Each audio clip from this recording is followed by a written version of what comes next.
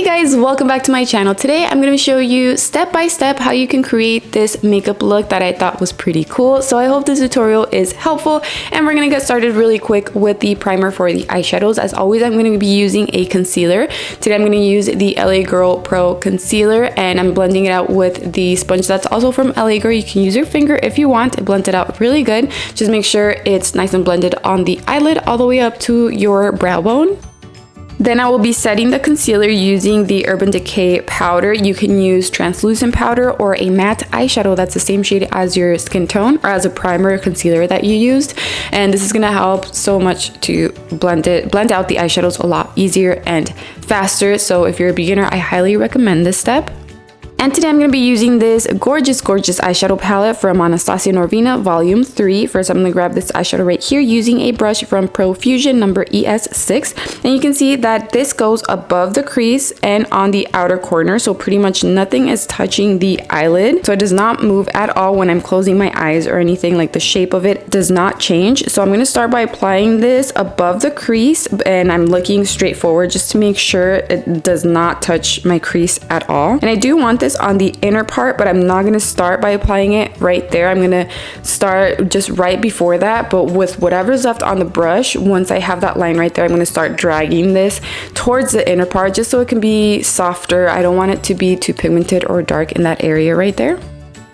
I grabbed more of the eyeshadow and I'm going to start right on the outer corner of my eye, and I'm going to start dragging it towards the tail of the eyebrow, creating a line, and it connects with the first line that I just created. And you can see that it's not dark, it's not too pigmented. I wanted to start with something very light just so I can pretty much first trace and see exactly how it's looking before I make it dark. This way it's a lot easier to fix if I mess up, but once I see how it's looking, I start making it thicker or darker. And I'm also going to apply this on my lower lash line from the inner corner to the outer corner. You can see that there's no gap or anything right on the corner of my eye because everything connects from the inner corner all the way to where I extend it towards the tail of the eyebrow.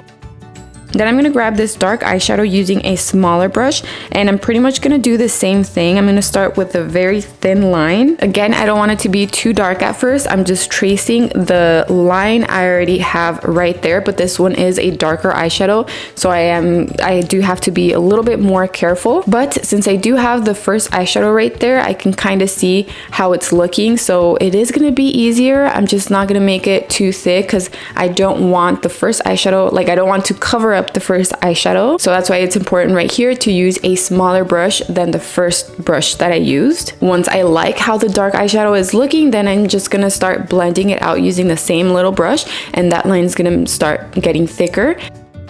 Of course, I have to add a little glow to the inner corner, so I'm going to apply this eyeshadow right here. I feel like this inner corner highlight changes the look a lot, and I really love it.